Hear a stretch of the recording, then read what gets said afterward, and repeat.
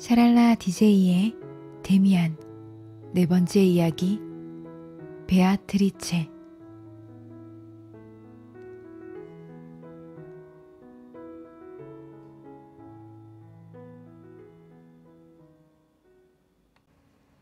지난 가을 알폰스 베크와 만났던 그 공원 옆 한 길에서 한 소녀의 모습이 눈에 띄었다.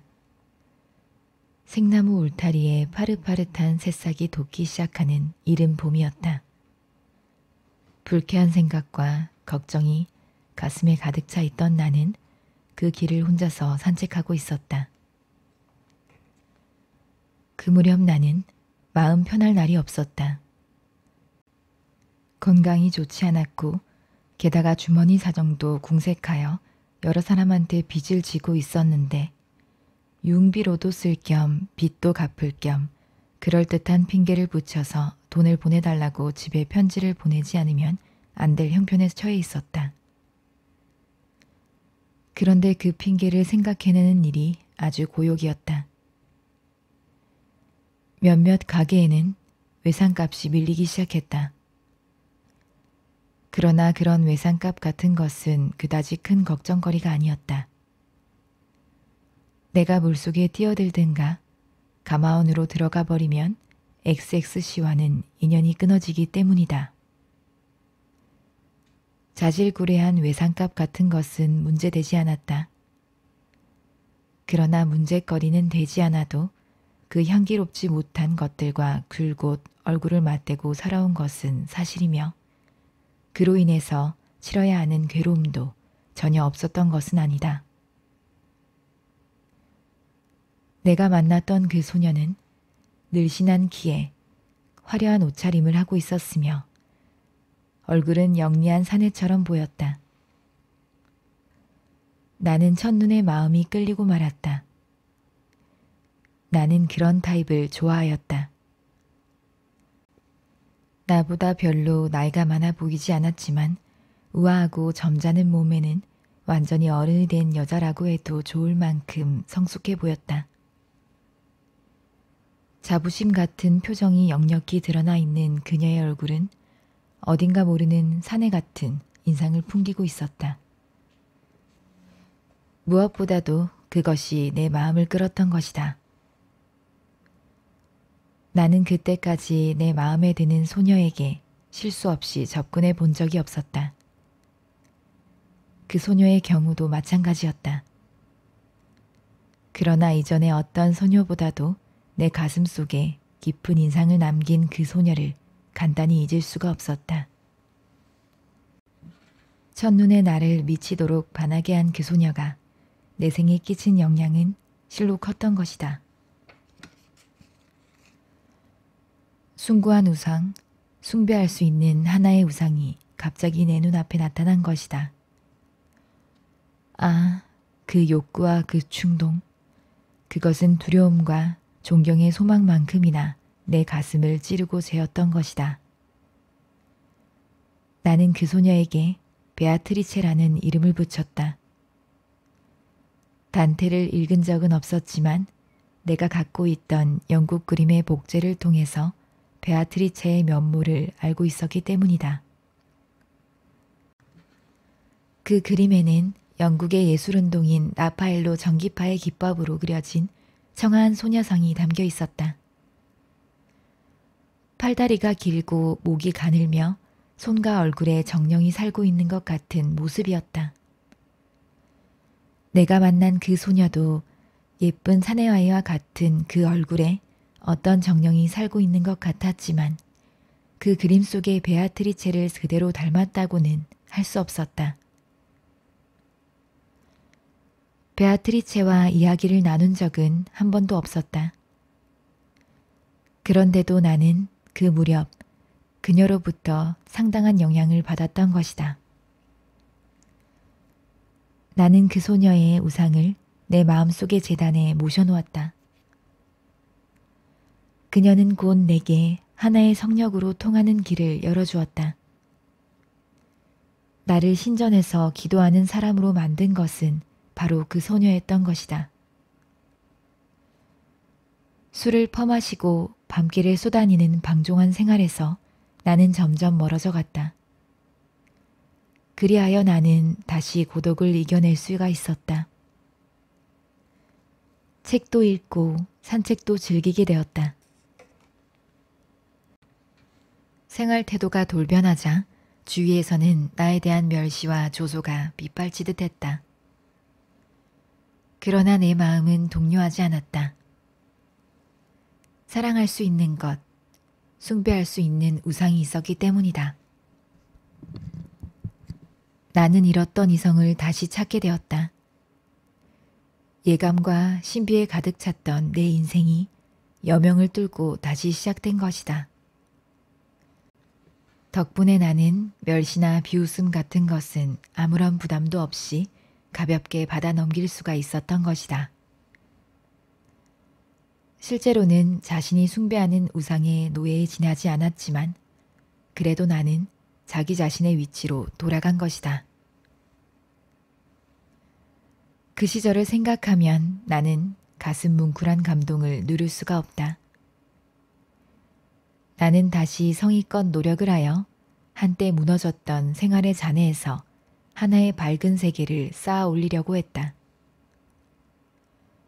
그리고 내 마음속 깊이 잠겨있는 어둡고 사악한 것을 떼어내버리고 하느님 앞에 무릎을 꿇어 완전히 밝은 세계에 영원히 머물게 해달라는 오직 하나의 절실한 소망 가운데서 생활했다.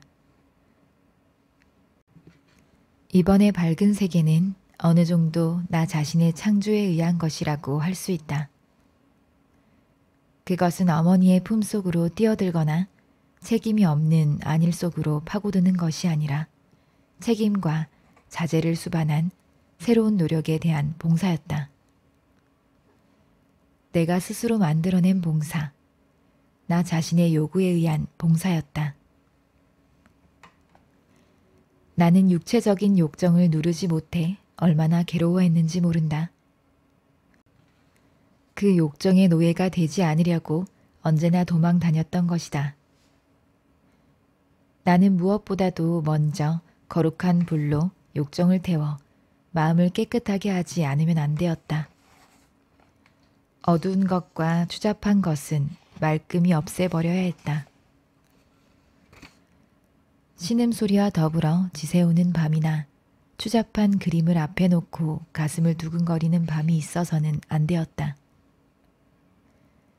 그리하여 나는 베아트리체라는 우상을 모시는 제단을 내 마음속에 만들어 놓고 그녀에게 나를 바침으로써 하느님께도 바칠 수 있었던 것이다. 나는 지금까지 어두운 곳을 향하고 있던 생활의 흥미를 빼앗아 밝은 곳을 지향하는 노력의 희생으로 바쳤다. 내 목표는 쾌락이 아니라 순결이었다. 행복이 아니라 아름다움과 영성이었다. 그 베아트리체라는 우상에 대한 숭배는 내 생활을 송두리째 바꿔놓았다. 조숙한 독설가였던 어제의 나는 성자가 되려고 선과 덕을 쌓는 사제가 되어 있었다. 나는 지금까지의 태폐적인 생활을 버리는 데서 그친 것이 아니라 모든 것을 새롭게 하려고 결심했다. 순결과 고귀함과 품위를 새로 개척한 내 생활 구석구석에까지 불어넣으려고 노력했다.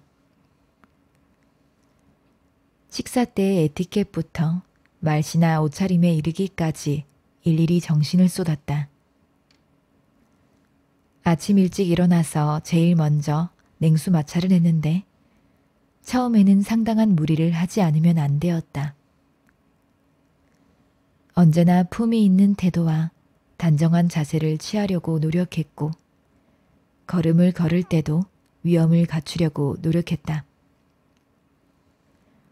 주위 사람들에게는 우스꽝스럽게 보였을지도 모르고 아니꼽게 여겼는지도 모르지만 나로서는 그것이 모두 신에 대한 봉사였던 것이다. 새로운 마음가짐을 표현하라고 시도한 여러 가지 새로운 훈련 가운데서 가장 중요한 것이 하나 있었다. 그림의 습작이 바로 그것이다. 나는 그림을 그리기 시작했던 것이다. 내가 갖고 있던 영국인이 그린 베아트리체 상이 그 소녀를 닮지 않았다는 것이 그 동기였다. 내 나름대로 그녀의 모습을 그려봐야겠다고 작정한 것이다. 나는 새로운 기쁨과 희망을 품고 화폭과 그림 물감, 화필, 팔레트, 컵, 연필 등을 준비했다.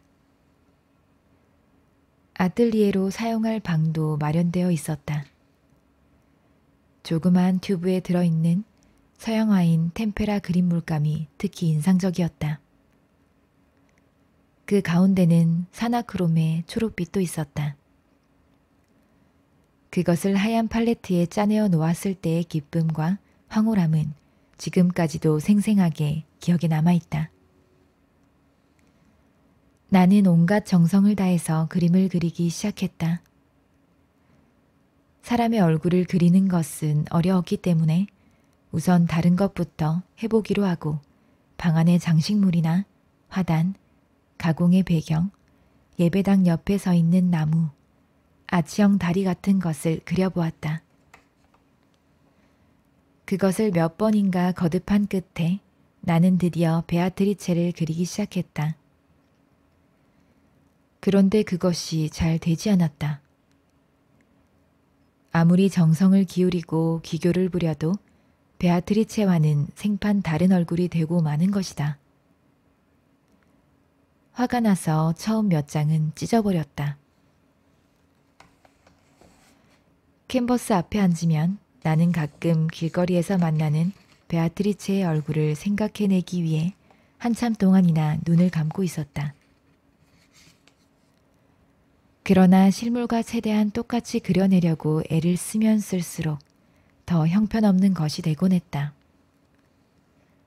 그리하여 결국 실물 묘사는 단념하고 붓이 움직이는 대로 가공의 얼굴을 그리기로 했다. 두어 번의 습작을 거쳐 하나의 그림을 완성했을 때 그것이 비록 가공의 얼굴이긴 했지만 나는 어느 정도의 희열과 만족감을 느꼈다. 그 완성판을 되풀이해서 그리는 동안에 어떤 선과 윤곽이 뚜렷하게 나타났다. 실물과 닮았다고는 할 수 없었지만 그 선과 윤곽이 점점 그 소녀의 타입을 갖추어 가고 있었다.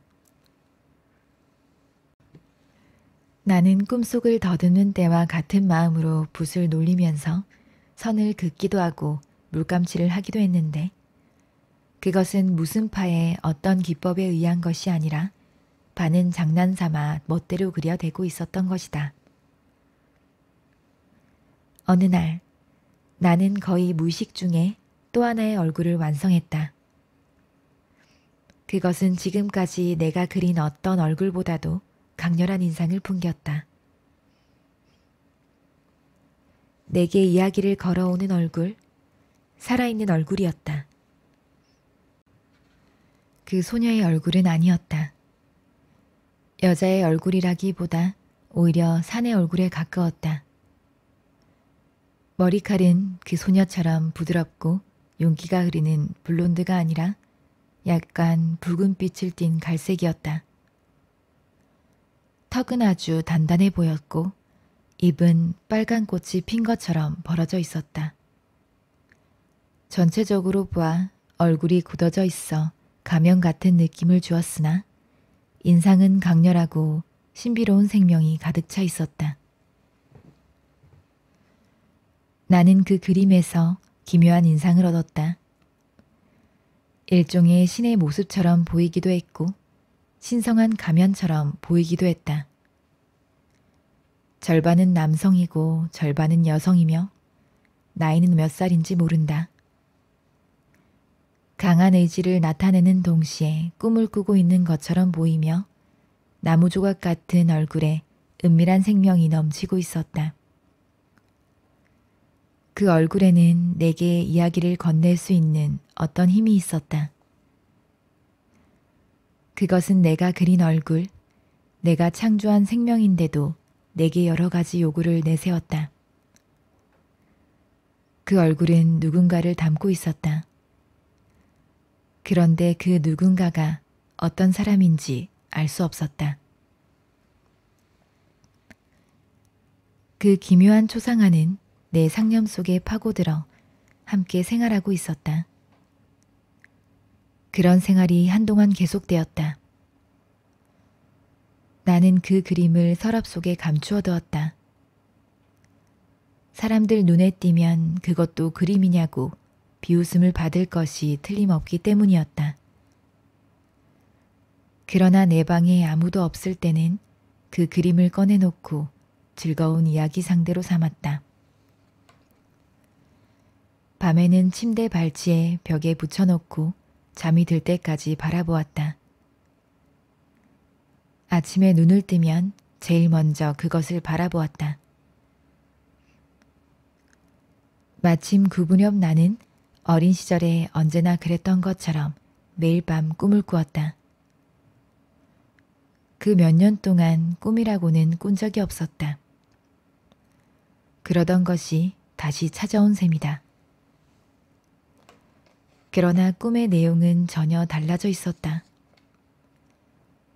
나는 꿈속에서 내가 그린 인물과 여러 번 만났다.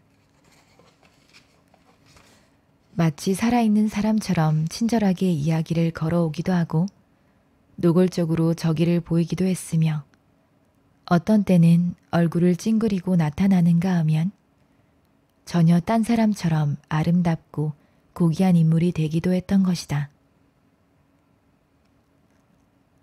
어느 날 아침 그런 꿈에서 깨어나는 순간 나는 그 꿈 속의 인물이 내가 어떤 인간인가를 훤히 알고 있는 것이 틀림없다고 생각했다. 어머니만큼이나 나를 잘 알고 있는 듯한 생각이 들었다. 훨씬 옛날부터 나를 알고 있었고 또 나를 자주 만났지만 내가 그림으로 그려놓기 전까지는 나를 만나면 얼굴을 돌려 그대로 모르는 척하고 지나쳐 버렸는지도 모른다. 여하튼 그 인물이 나를 잘 알고 있는 것처럼 생각되는 것이 이상했다. 벽에 붙여놓은 그 그림을 들여다보고 있으면 점점 수수께끼에 빠져드는 것 같았다. 처음 보는 사람의 얼굴이 아니었다. 부드러운 갈색 머리와 절반은 여자 같은 입술, 묘하게 생긴 귀와 넓은 이마, 분명히 기억에 있는 사람의 얼굴이었다. 나는 침대에서 뛰어내려 그림 앞에 바싹 다가가서 그 얼굴을 들여다보았다. 크게 떠진 채 움직이지 않는 파란 눈을 유심히 들여다보았다. 오른쪽 눈은 왼쪽 눈보다 조금 높은 데 붙어 있었다. 그런데 갑자기 그야말로 뜻하지 않게 그 오른쪽 눈이 약간 움직인 것이다. 틀림없이 움직인 것이다. 나는 이 경련적인 움직임을 보고서야 비로소 그 인물이 누구인가를 알아냈다. 이걸 여태껏 모르고 지냈다니. 나는 속으로 환호성을 울렸다. 그것은 바로 데미안의 얼굴이었다. 나중의 일이지만 나는 그 초상화의 얼굴과 데미안의 실제의 표정을 몇 번이나 비교해 보았다. 닮은 데도 있지만 전혀 똑같다고는 할 수 없었다. 그러나 데미안임에는 틀림없었다. 어느 초 여름날 저녁, 오렌지빛 햇살이 내 방의 서쪽 창문으로 비스듬히 비쳐 들어오고 있을 때였다. 베아트리체라고 할까, 데미안이라고 할까, 나 자신도 구별할 수 없는 그 초상화를 벽에 붙여놓고 한참 동안 바라보고 있었다. 얼굴의 윤곽은 뚜렷하게 나타나지 않았으나 저녁 햇살에 붉게 물든 눈이나 이마나 유달리 빨갛게 보이는 입은 화면에서 떠올라 불타고 있는 것처럼 보였다. 어둠의 그늘이 덮이기 시작하여 그런 얼굴이 보이지 않게 된 뒤에도 나는 오랫동안 그 초상화 앞에 마주 앉아 있었다. 그러는 동안에 이상하게도 그 초상화의 얼굴은 데미안도 아니고 베아트리체도 아니고 나 자신의 얼굴이라는 생각이 들었다. 물론 내 얼굴이 그렇게 생긴 것은 아니다. 그 그림은 내 생활의 내용이며 내 세계의 내부였다. 내 운명이고 내 수호신이기도 했던 것이다. 언젠가 내 앞에 벗이 나타난다면 그는 이런 얼굴의 사나이가 틀림없을 테고 연인이 나타난다면 틀림없이 이런 얼굴의 여자이리라. 그것이 내 삶과 죽음의 운명이었다.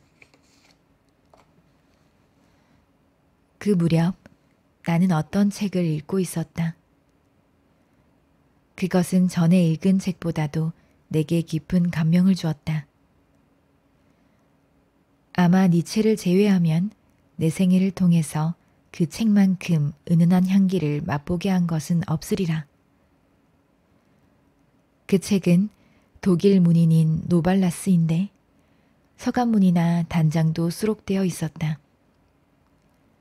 그 가운데는 이해할 수 없는 것도 덜어는 있었으나 구절구절마다 내 마음을 강렬하게 끌어당겼던 것이다.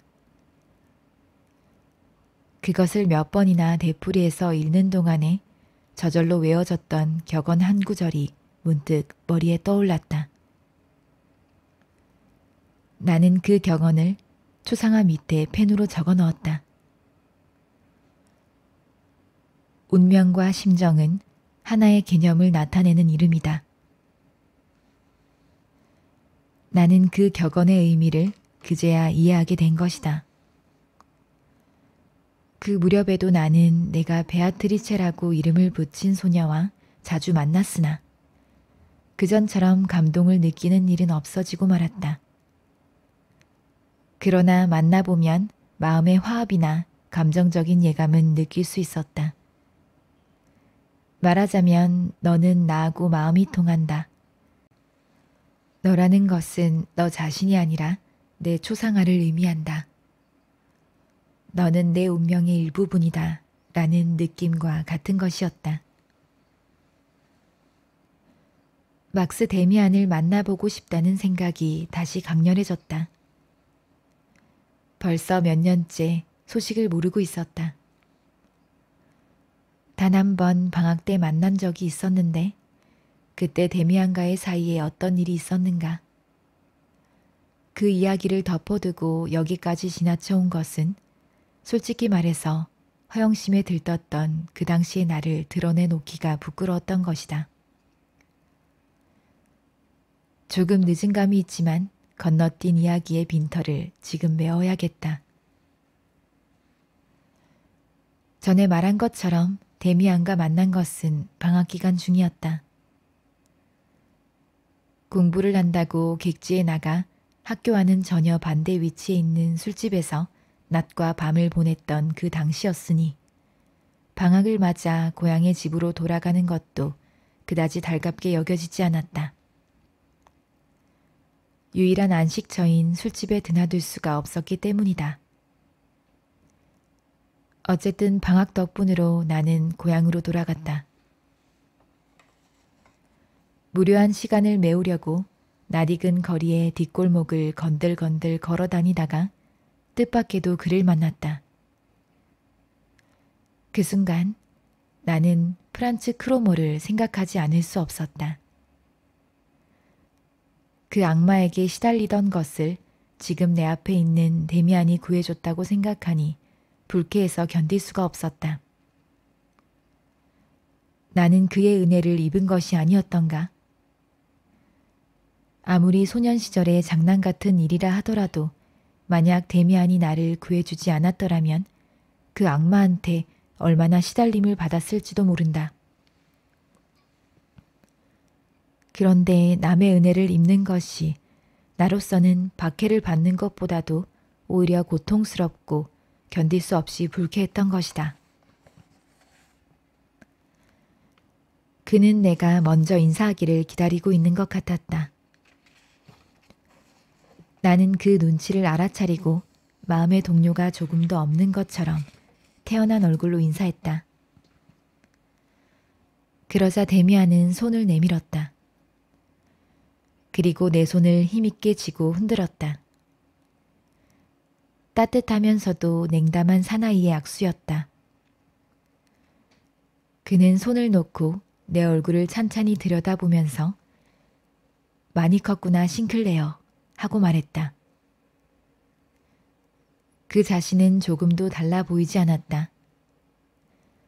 젊은 사람 같기도 하고 늙은 사람 같기도 한 너무나 어른스러운 얼굴 그대로였다.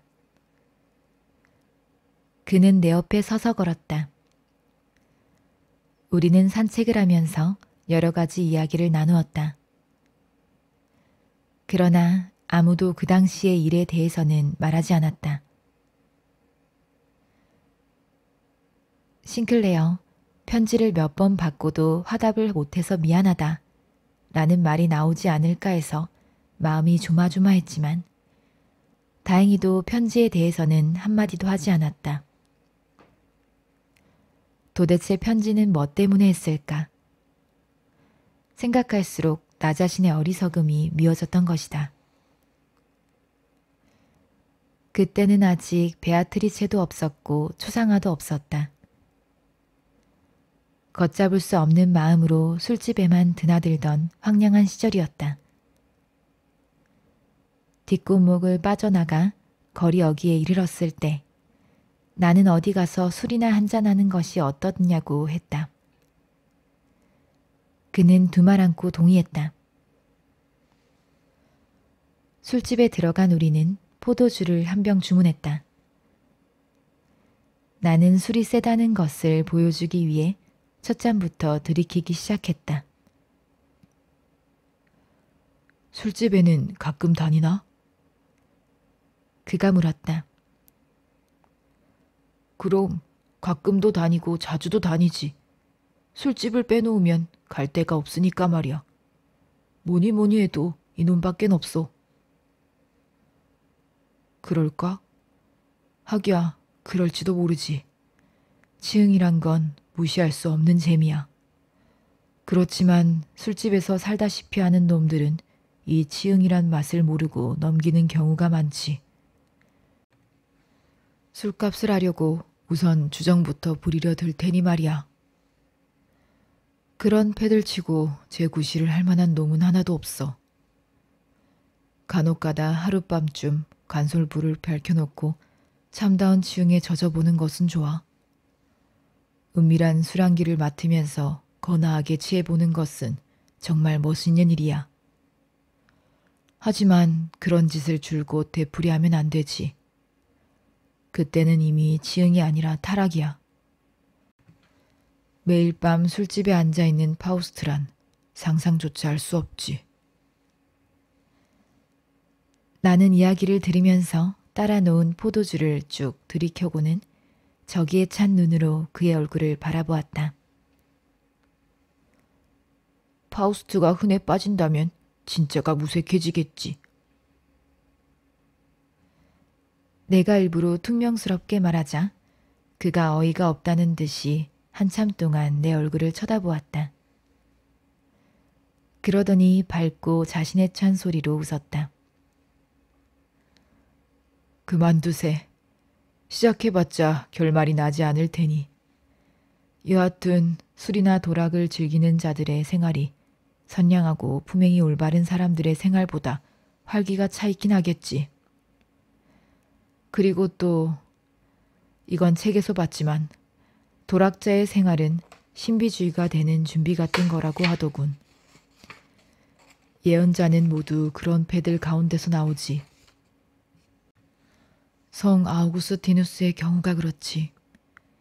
그도 그전에는 말도 못할 도락자였거든. 나는 그런 이야기에는 동조하지 말아야겠다고 마음먹고 내게는 아무런 상관도 없다는 듯 퉁명스럽게 말했다. 그야 뭐 각자의 취미에 달려있겠지. 솔직한 말이지만 나는 예언장과 뭔가 하는 것들과는 아무 관계도 없어.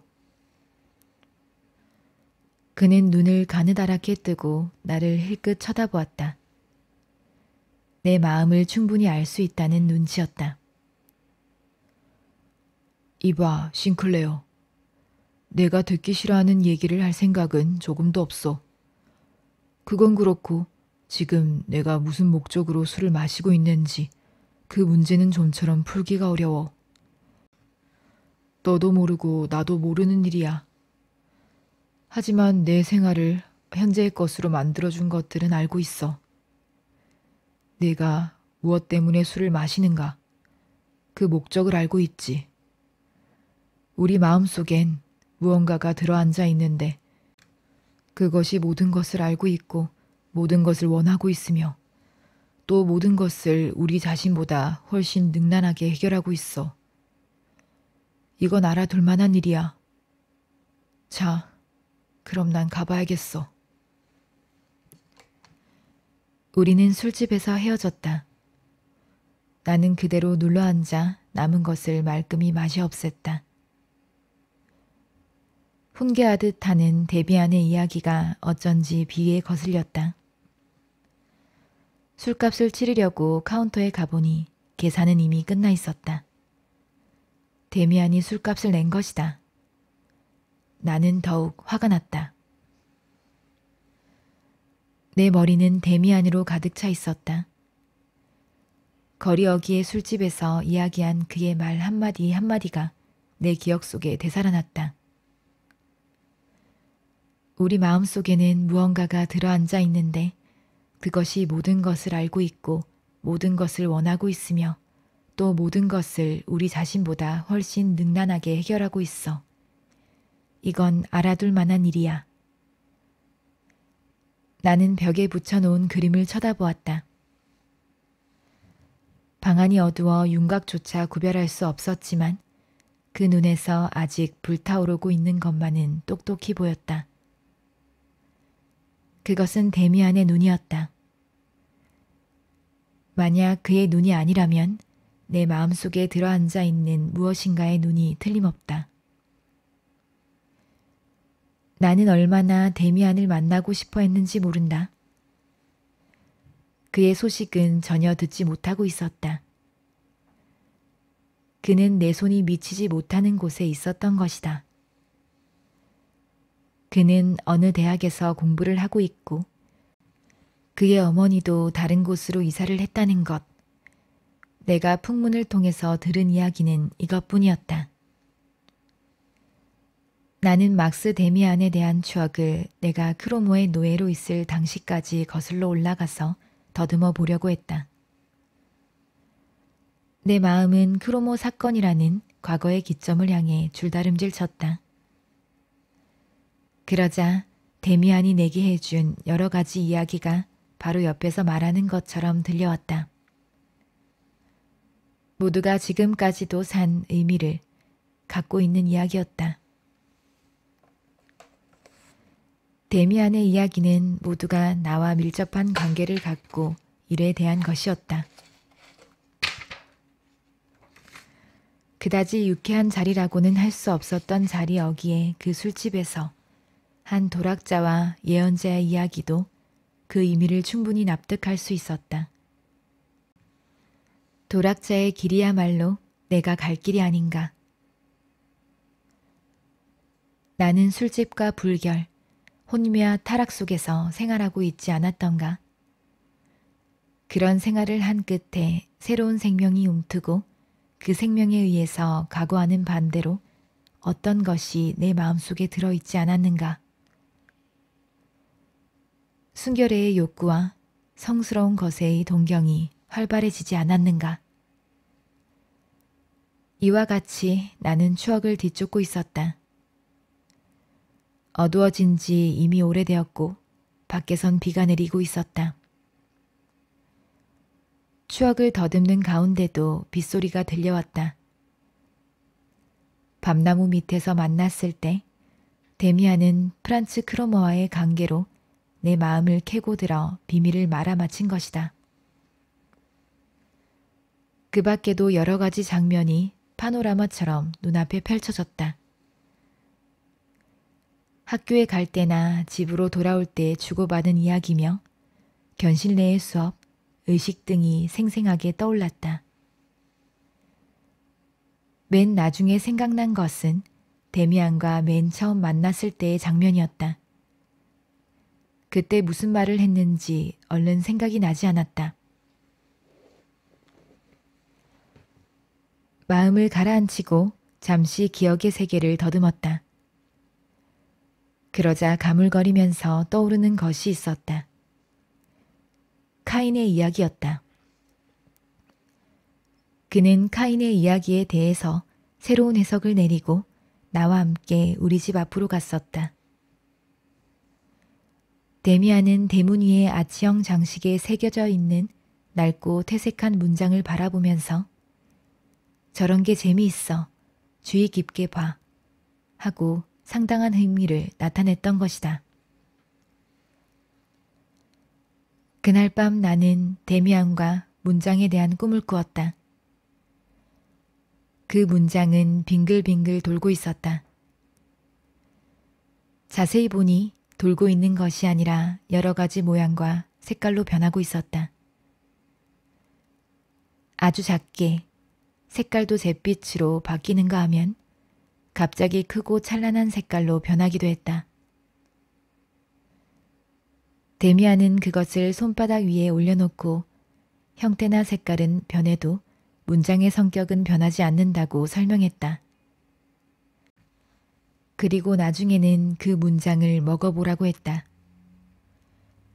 그것을 꿀꺽 삼켜버리자 문장의 새가 내 뱃속에서 점점 커지더니 날카로운 부리로 안에서 내 몸을 파먹기 시작했다.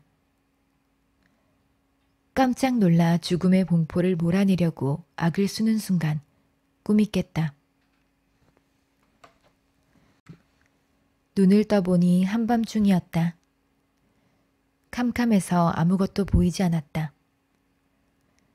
바람에 날린 빗줄기가 땅바닥을 두드리고 있어 창문을 닫으려고 침대에서 내려섰는데 그때 방바닥에 떨어져 있던 어떤 것이 발베 밟혔다. 아침이 되어서야 그것이 내가 그린 그림이라는 것을 알았다. 비가 뿌린 방바닥에 떨어져 물기를 머금은 채 퉁퉁 불어 있었다. 나는 그것을 말리기 위해 주름을 펴고 흡수지에 끼워서 무거운 책으로 눌러놓았다. 다음 날 꺼내보니 마르기는 했지만 그림은 아주 딴 것이 되어 있었다. 빨갛던 잎은 색깔이 바래고 옆으로 번져서 얼마간 얇아져 있었다. 그러고 보니 영락없이 데미안의 입이었다. 나는 새로운 그림에 착수했다. 문장의 새를 그려보기로 작정한 것이다. 그러나 그 새가 실제로는 어떤 모양을 하고 있었는지 기억에 남아있지 않았다. 문 앞에 가까이 가서 자세히 본다고 하더라도 뚜렷하게 식별할 수 없게 되어 있었다. 새겨 넣은 지 오래되었으며 몇 번이나 페인트 칠을 새로 했기 때문이다. 그 새는 어떤 물건 옆에 서 있거나 그 위에 앉아 있거나 둘 중에 하나라고 생각된다. 그 물건이란 꽃이 아니면 바구니나 둥우리 같았고 그것도 아니면 나뭇가지인지도 몰랐다. 나는 그것이 뭐가 됐건 상관하지 않고 이미지가 뚜렷하게 남아있는 부분부터 그리기 시작했다. 우턱대고 잘 그리려는 욕심에서 그림 물감은 모두 밝고 진한 색을 썼다. 그런 식으로 그려나가다 보니 새의 머리는 황금색이 되어 있었다. 마음 내키는 대로 선을 긋고 색칠을 하는 작업을 며칠 동안 계속한 끝에 그림을 완성시켰다. 내가 그린 것은 일종의 맹조였다. 머리는 사나운 매를 닮았고 부리는 더욱 날카로웠다. 그 새는 푸른 하늘을 배경으로 몸의 절반이 어두운 지구 속에 파묻혀 있었는데 그 모양이 마치 알에서 깨어나려고 버둥거리는 것 같았다. 한참 들여다보고 있는 동안에 그 새가 내 꿈에 등장했던 문장의 새하고 똑같다는 생각이 들었다. 데미안에게 편지를 쓴다는 것은 설령 그쪽 주소를 알고 있다 해도 나로서는 불가능했을지 모른다. 그러나 나는 그 무렵 모든 일을 꿈과 같은 예감으로 처리하고 있었기 때문에 그 매의 그림을 그에게 붙여주려고 결심했다. 그가 받아보건 못 받아보건 그런 것은 아무래도 좋았다. 그림에는 아무것도 적어놓지 않았다. 내 이름조차 쓰지 않았다. 찢어져서 너덜거리는 종이의 가장자리를 깨끗하게 잘라낸 다음 큰 봉투에 넣어 친구의 이전 주소로 붙였다. 시험날이 다가왔기 때문에 나는 여느 때보다 더 열심히 공부를 하지 않으면 안 되었다. 내가 생활 태도를 개선한 뒤부터는 학교 선생들도 다시 나를 친절하게 대해 주었다. 아직 모범생이라고는 할 수 없었지만 불과 반년 전까지만 해도 퇴학 처분을 받을 처지에 있었고 또 그것이 누구에게나 당연한 일로 간주되고 있었던 만큼 정신을 차리고 학생의 본분으로 돌아와 학업에 열중하게 되었다는 것만으로도 다행한 일이라 하지 않을 수 없었다. 이젠 아무도 퇴학 처분 운운하는 사람이 없었고 나 자신도 잊고 있었다. 아버지의 편지투도 다시 이전으로 돌아가 비난이나 협박의 문구는 자취를 감추고 말았다. 그러나 나는 내 신상에 어떤 변화가 일어났는가에 대해서도 아버지에게도 그 밖에 누구에게도 알려주고 싶지 않았다. 그 변화가 내 양친이나 학교 선생들이 바라던 것과 일치한 것은 우연에 지나치 않았다. 어쩌다 보니 그렇게 맞아 들어간 우연의 일치였던 것이다. 사람이 달라졌다고 해서 내 환경도 달라진 것은 결코 아니었다. 친구들을 새로 사귀지도 않았고 어떤 특정한 인물에 접근하지도 않았다. 그 신상의 변화는 나를 한층 더 고독하게 만들었을 뿐이다. 그 변화는 어딘가에 목표를 두고 있었다. 그 목표는 막스 데미안인 것 같고 먼 곳에 있는 운명인 것 같기도 했는데 확실한 것은 나 자신도 알 수 없었다. 변화의 한가운데에 서 있기 때문이었다. 그 변화는 베아트리체가 나타나고 나서부터 시작되었다. 그러나 나는 벌써 오래전부터 데미안을 생각하면서 비현실적인 생활을 하고 있었기 때문에 베아트리체를 까맣게 잊어버렸다. 만약 어떤 계기가 없었다면 나는 내 꿈과 내가 기대하는 것과 내면적인 변화에 대해 아무에게도 이야기하지 못했을 것이다. 그럴 생각이 있었다고 해도 불가능했을 것이 틀림없다. 아니, 그럴 생각조차 하지 못했을지도 모를 일이다. 단 한마디라도 사람들 앞에서 털어놓는 것이 가능한 일이었을까?